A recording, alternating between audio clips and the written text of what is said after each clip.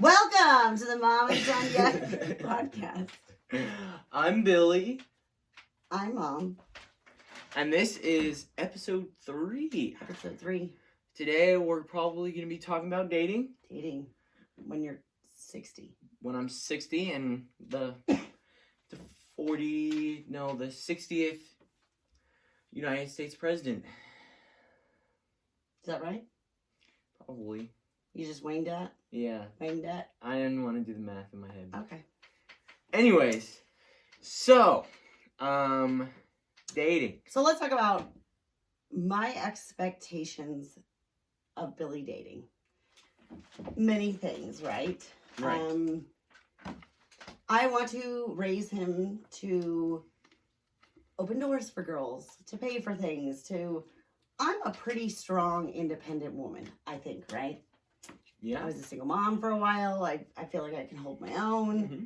I still enjoy the gender roles and a man taking care of me. That's how it was for my parents and my grandparents, and I like that. I got my stuff together, but I still like it when somebody holds the door for me or, just treats me, because it's Disney. Every little girl wants a knight in shining armor, and you always put that on me to keep the door open. So I just think it's important that, that's important for me to teach Billy. I don't know that that's important to everyone or whatever. One of the biggest things right now, I think, with Billy dating and the current climate of the world is you have to be careful of yourself. You take care of yourself. Right. And I think the biggest thing that I try to tell him is don't put yourself in situations that could be questioned later on. Yeah. I don't think shots are ever a good idea. I mean, I don't think you should be drinking right now at all. But I'm fast forwarding it to, him in college or whatever. And don't get blackout drunk and don't do stupid things, I prefer you don't drink at all, but that's probably not a reality. But don't put yourself in situations that could be questioned later on.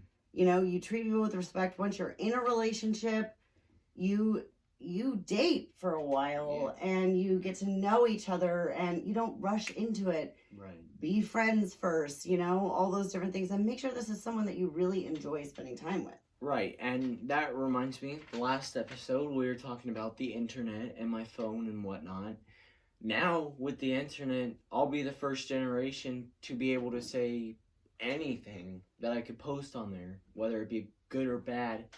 I could, go on Twitter or create an account and say, oh my gosh, Are you trying to tell me something? No, I'm not trying to tell you something right now. I'm just saying, that is how so many careers both of us have seen have fallen, Yeah. Football players, accountants, big names, they say something in the past that they didn't, mean to say, but they were saying something in the moment that was brought up in the future that led to their entire career being destroyed. I think a great example is, a lot of people may know him, PewDiePie. He's the world's most famous YouTuber. I know him from you. Yeah, he's got 107 million subscribers on YouTube. He was the first gaming channel. And one time he was streaming on the platform Twitch, and he was playing PlayerUnknown's Battleground video game. That's not relevant. What he said, it affected him later on. He had said, what effing hard R, and that completely tore him apart. He was getting 45 million views, stuff like that, going higher and higher, and he had said, something that he was frustrated about, and now he can't get over 100K views, you know, and that's how you make money on YouTube, is the views, and without that, he's just gotten married, so he's got a lot of important finance stuff. At least I think he probably does. And, now he's probably going to have to do something else besides YouTube. Yeah, so I think just to know that And today we live in a world with cameras and phones, everything's recorded, and you're putting things out there, and that's forever. Don't send D-pics, you know? Yeah. Don't let it, just don't. Even if it's a picture to your girlfriend, and do not accept her sending pictures of her. And then if you send that to your friends, you've just distributed child pornography. Like, we had that discussion. You just have a whole world of things. Yeah. That, and when you're a kid, you're like, oh, this is fun. Yeah. It's funny. And in the moment, you don't realize. And for us as a kid, it probably wasn't that bad. But for you, this stuff stays with you for life, and there could be legal ramifications. So it's just, you know, I think that you just need to be respectful, and you need to date, but save, you know, the important stuff for someone you're dating. You've been dating a long time, and you know that you care about, and that you trust, and that you know, and you're never guaranteed that nothing will happen, but it will lessen the odds of things. Right, and that brings me to another subject that I really wanted to talk about. One of our big influences for this podcast as well, I think I would say that your big influence was John, Jay, and Rich, and today we heard on, I think, what was it, their most recent episode, whatever it was, when does dating become official, and when do you officially become boyfriend and girlfriend? I think it's probably around the 3 or 4 month area when you've been. Well, let me back up. So, what they were saying in this, and it was interesting because the responses were all across the board, and you know there was actually people that thought after your first date you're officially dating. Yeah. If they've seen your house, you're officially dating. And then there was another group that said once you've said I love you and been in a relationship for a year, there was a whole percentage of them that didn't think that you're official. Yeah. And so I think a big moral of that story is too, like in any in any relationship, friendship, you know, our relationship, mom and son, dating, communication is key. Don't, you know, I think way differently than you do. You know, like men think differently than women. And if you want something, don't assume that the other person knows that you want that. Right. You have to say it. So going back to that, you know, in that case, it's a prime example of being like, you cheated on me. Well, I didn't know we were official and we're not seeing other people. Right. Well, no one ever said, is this a, you know, so just talking about things, communicating things, keeping the lines of communication of all those things, being upfront and honest, honest about what you want, willing to know what they want, you know, all those things. Yeah, and I feel like the more honest you are in a relationship, the more, you know, it'll grow. Yeah. You know, if you're saying what you want out of that relationship, you can't just keep them guessing, lead them on, you know. I've heard a lot of cases where guys even forget to break up with their girlfriends and they start seeing other people and they get caught at a bar or something hanging out with this other girl when he had been leading the other girl on for a month, you know. And it's just stuff like that where I think today, again, what I think is that, you know, the dating realm is a lot different than it was even 10 years ago, because now, you know, you could receive new photos. Yeah, I mean, half the people, think about this, you know, half the people that called when I was growing up and wanted to talk to me called the house phone. So poor guy is nervous wreck, and then, you know, you get your mom and dad and hi, I'd like to talk to you, you know, and has the shaky voice. So you know, now you can just, which isn't always better. It's not better that it's easier for you, but that's not better. You know, like sometimes it's good to work for it. Sometimes it's good to go through those stages. Sometimes having to work for it and leap over obstacles will make you take longer and in turn think about things more. So I think it's not always better. It's definitely more convenient, you know. And texting, don't text with girls you are dating. And if they want to text, I think you need to put it's okay to text that I'm on my way, whatever. Don't have long drawn out text conversations. Still to this day, Dakota and I will misconstrue what one or the other is saying. And because you're not there to see, you know, I think I'm going to butcher this, but You know, like 30% of communication is verbal. The rest of it is all body language and facial, all the tone of voice, all those things. So if you're not getting that and you're only reading it, you'd be like, how was your day? And she's like, well, how was my day? Is that how you're saying, And you're like, no, I was like, how was your day? Yeah. Those make a big difference. Yeah. So just make sure you're talking, even though you kiddos don't like to talk on the phone. Yeah. Well, and I think one of the biggest things that Dad has told me about is not breaking up over a text message. That's the worst thing you can do. Email's better. No, I'm just kidding. Yeah. Even, a phone call. Yeah. Would phone call. Be better. I mean, face-to-face is ideal. Best, yeah.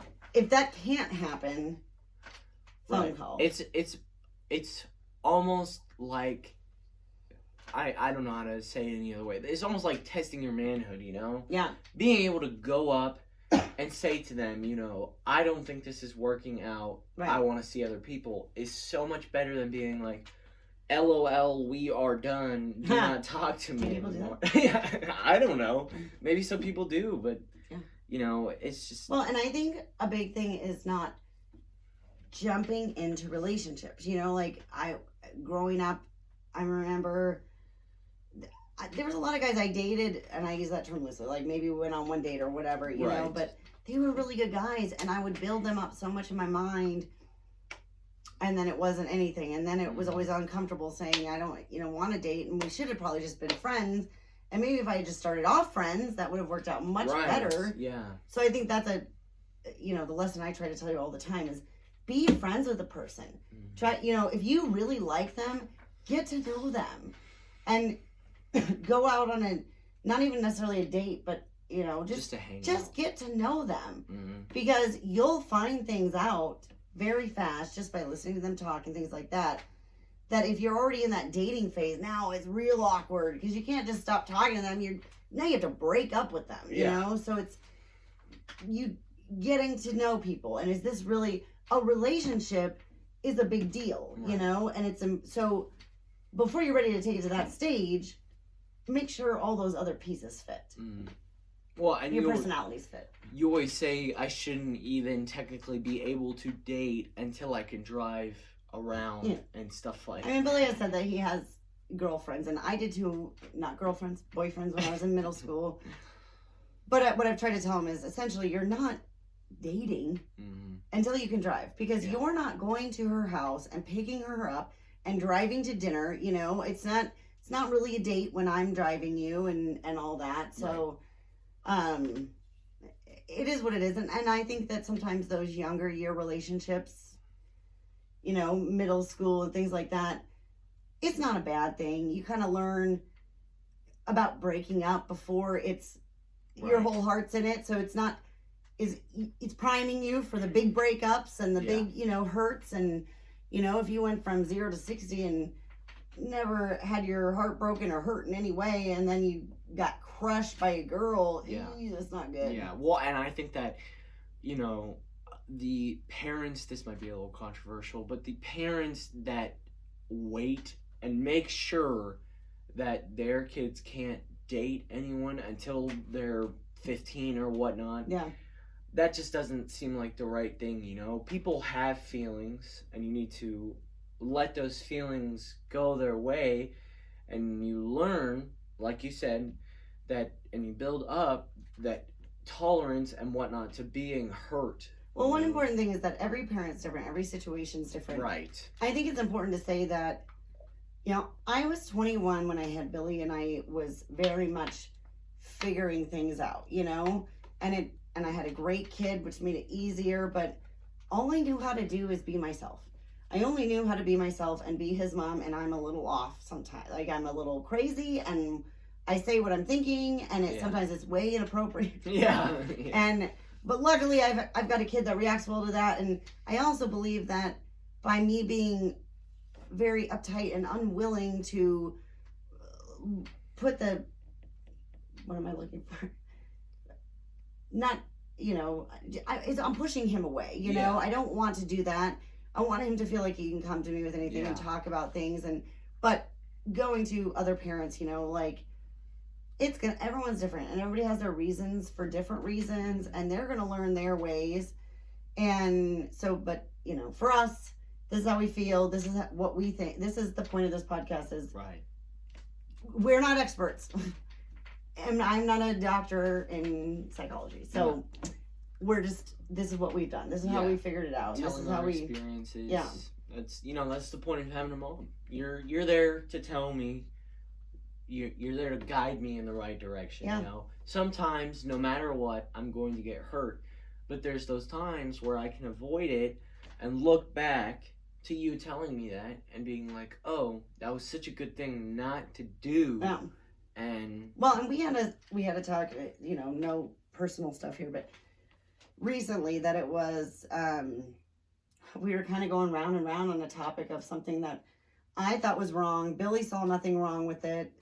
Dakota agreed it was wrong, and we're going round and round, and all I could say to him was just, you're gonna have to learn. Yeah. Like and this is one thing we told him that night and over, is that technology changes, clothes change, people don't change.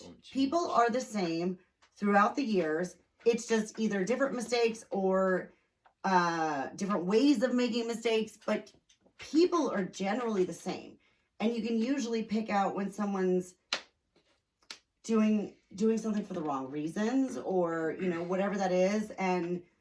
But the other side of that is, I know that, his dad knows that, our parents know that, but as a kid, you're not going to believe me telling you that. I get it. Like, I wouldn't have believed my parents telling me that.